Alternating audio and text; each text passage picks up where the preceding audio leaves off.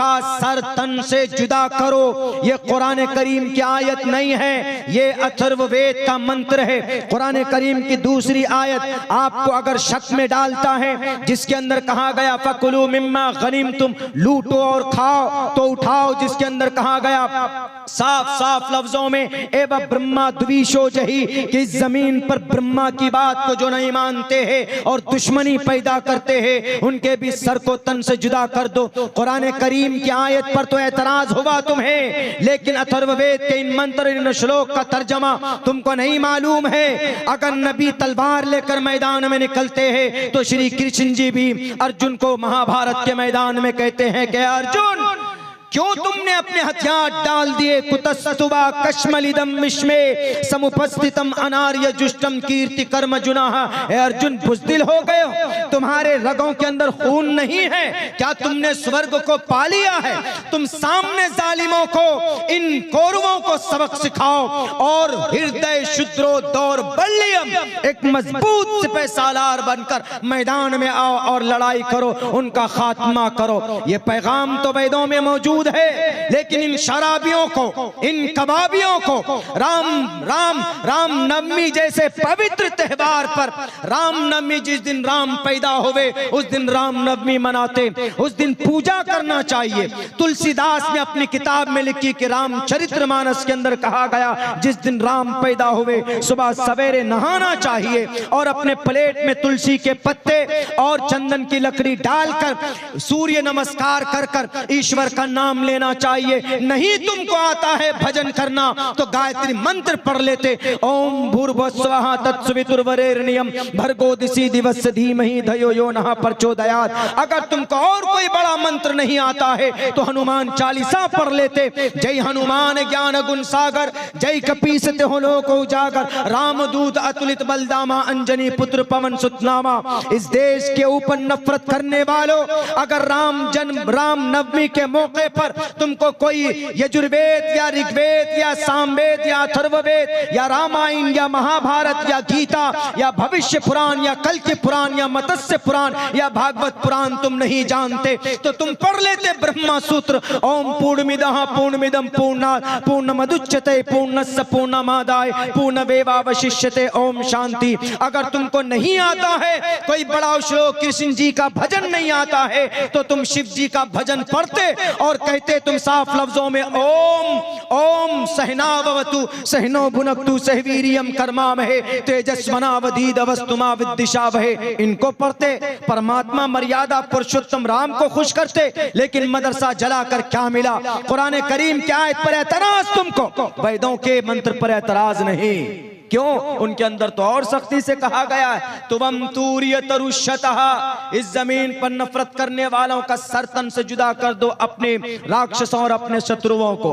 बरकैफ मेरे भाइयों, कुरान करीम की 24 आयत पर उनको एलिगेशंस है, लेकिन और कुरान करीम की आयतें नजर नहीं आती उनको, जिसके अंदर इंसाफ की बात कही गई, जिसके अंदर भक्ति की बात कही गई, जिसके अंदर कहा गया मिलकर रहो और जिसके अंदर कहा गया कत्ल मत करो, वला तक़्तुलू अनफुसकुम, और यूं कहा मिन अजल ज़ालिक कतबना अला बनी इसराईल अन्नहु मन क़तल नफ्सन बिग़ैरि नफ्सिन औ फ़सादिन फ़िल अर्ज़ि फ़कअन्नमा क़तल अन्नास जमीआ। अगर कोई एक इंसान को कत्ल करता है इस ज़मीन के ऊपर बिना किसी बात के तो पूरी इंसानियत का, पूरी मानवता का कत्ल करता है। ये नज़र नहीं आया? इंसाफ की बात जहाँ कुरान करीम ने कही है कि अल्लाह तादिलु अदिलु हुवा अक़रबु लित्तक़वा, इंसाफ करो, फैसला करो। घर में बीवी है तो उसके साथ इंसाफ करो, बीवी है तो उसको शौहर के साथ इंसाफ करना चाहिए, बेटे के साथ इंसाफ करो, अपने घर का जिम्मेदार घर के अफराद के साथ इंसाफ करे। या अय्युहल्लज़ीना आमनू कूनू क़व्वामीन बिलक़िस्ति शुहदा लिल्लाह, अल्लाह के लिए सच्ची गवाही दो और तुम इंसाफ को कायम रखो। वलो अला अनफुसिकुम, अगर अपने अहलो अयाल के लिए हो, अपने ऊपर हो तो इंसाफ करो। ये आयतें नजर नहीं आती, इंसाफ की बात नजर नहीं आएगी। ये कहेंगे क्या रे मौलाना इंसाफ एक तरफ, हम तो जनाब पावर के पुजारी।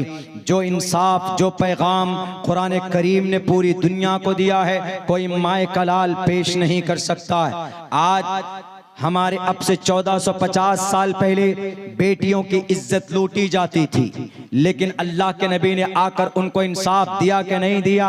अल्लाह के नबी ने कहा कि अगर कोई बेटी की इज्जत लूटेगा, रेप करेगा, उनका बलात्कार करेगा, तो अल्लाह कुरान में कहता है कि अगर कोई रैपिस्ट पकड़ा गया, रैपिस्ट और मुजरिम सामने साबित हो गया कि ये रेप करने वाला, तो अल्लाह क्या कहता है? बेटी की इज्जत प्यारी है, बेटी की रैपिस्ट को नहीं छोड़ा जाएगा।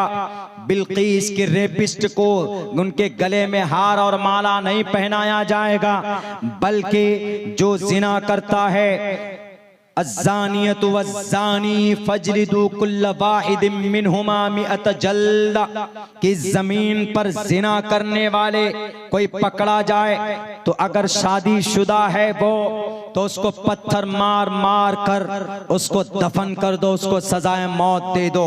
अगर कोई जिना करने वाला यंग है, नौजवान है, अगर उसने जिना किया है, जिना का मतलब किसी औरत के साथ नाजायज संबंध बनाना, फिजिकल रिलेशन में आना, तो अल्लाह तबारक व तआला कहता है कि अगर गैर शादीशुदा ने समाज की किसी बेटी की इज्जत पर हाथ अगर रखी है, उसकी इज्जत को लूटा है, तो अल्लाह कुरान में कहता है कि उसको 100 कोड़े मारो, उस कमबख्त को 100 कोड़े मार मार कर उसको इस जमीन पर सजा दो लोगों के सामने में, ताकि लोग देखें कि जिना करने वाले की सजा क्या। चोरी करने वाले के हाथ को काट दो ताकि आइंदा कोई चोरी किसी की ना करे, ये निजाम था।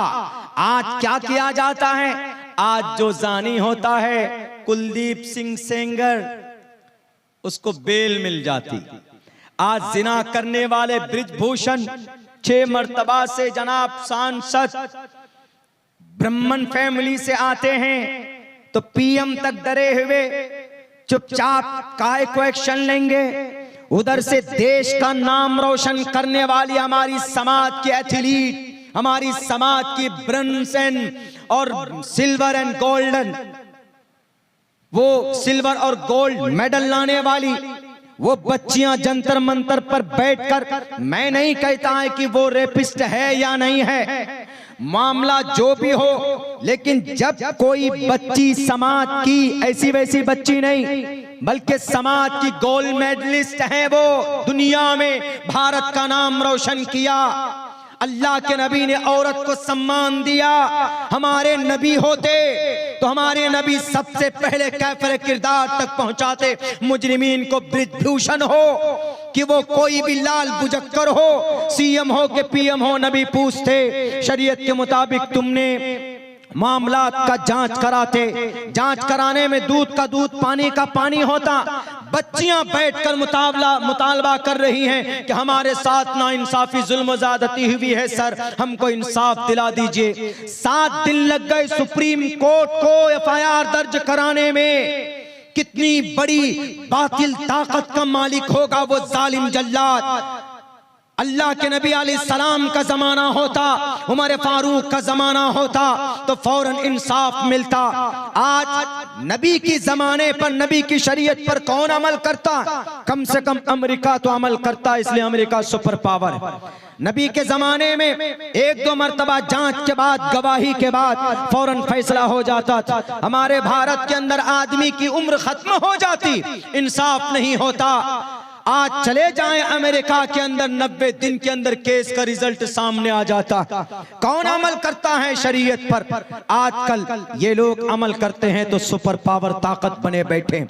उन बेटियों को इंसाफ कब मिलेगा? झूठे क्यों झूठ बोलते हो कि हम बेटी को बचाओ, बेटी को पढ़ाओ का नारा लगा रहे हैं। ये बेटी को बचाओ, बेटी को पढ़ाओ का मामला, यकीनन अगर आप बेटियों की इज्जत बचाना चाहते तो समाज की जो हमारी एक वो बेटी जिन्होंने इस देश का नाम रोशन किया, दूसरे मुल्कों के अंदर जाकर मेडलिस्ट हैं, गोल्ड मेडल जीत करके लाए, उन बेटी की इज्जत पर हाथ डाली गई। वो बच्चियां आई, एक आम आदमी की केस का और एक आम आदमी को कैसे इंसाफ मिल सकता है जनाब। अल्लाह के नबी अलैहिस्सलातु वस्सलाम के प्यारे सहाबा हजरत अब्बास, प्यारे सहाबा और अल्लाह के नबी अलैहिस्सलाम के चचा भी हजरत अब्बास रजी अल्लाह ताला अन्हु का घर अल्लाह के नबी ने अपने जमाने में, बल्कि अल्लाह के नबी अलैहिस्सलातु वस्सलाम ऐसे मस्जिद नबी के करीब में घर बनाते हैं और अल्लाह के नबी झुकते हैं, हजरत अब्बास से कहते हैं कि आप खड़े होकर हमारे ये आप अपने घर में जो पानी गिरता है ना उसका परनाला बना लीजिए। तो अल्लाह के नबी अलैहिस्सलातु वस्सलाम ये काम पूरा करवाते हैं खुद से। मैं ये वाकया क्यों सुनाना रहा हूँ? इंसाफ के लिए। जो आज इस्लाम को बदनाम करते हैं ना, हमने शाहीन बाग वजूद में लाया था अपने हक के लिए, अपने वजूद के लिए, तो लोग बोलते थे अरे ये तो खालिस्तानी से मिले हुए, अरे ये तो उग्रवादी, अरे ये तो बिरयानी वाले। क्या हुआ? शाहीन बाग खत्म हुआ कोरोना की वजह से, तो अल्लाह ने तुमको दिखा दिया कि अभी किसान 13 महीने तक बैठ करके आंदोलन उन्होंने भी किया। उनको क्या नाम दोगे? वो तो छोड़ो, अभी के किसान का आंदोलन खत्म हुआ, अब हमारी बेटियां, वो साक्षी मलिक वगैरह वगैरह, ये सारी बच्चियां समाज की, हमारे इस देश की जो भविष्य है, इस देश की जो हमारी खिलाड़ी है, उन सब वो सब बच्चियां बैठी हुई, उनको क्या खिताब दोगे? हम मुसलमान अगर कोई इंसाफ की बात करते हैं तो कानून के दायरे में करते, हम बिरयानी वाले टुकड़े टुकड़े गैंग हो गए तो इनको क्या कहोगे? बेवकूफ बना रहे हैं इस देश के लोगों को। हम तो आज कहते हैं कि आ जाओ इस्लाम के निजाम को आम करो, इंशाअल्लाह सबको इंसाफ मिलेगा, सबको इंसाफ मिलेगा, फौरन इंसाफ मिलेगा, 3 महीने के अंदर अंदर इंसाफ मिलेगा। हजरत अब्बास रजी अल्लाह ताला अन्हु का परनाला लगाया, पानी गिरता था मस्जिद नबी के गेट के पास, जो लोग आते जाते थे उनको थोड़ी दिक्कत होती थी, लेकिन अल्लाह के नबी का इंतकाल हो गया, हजरत अबू बकर का इंतकाल हो गया।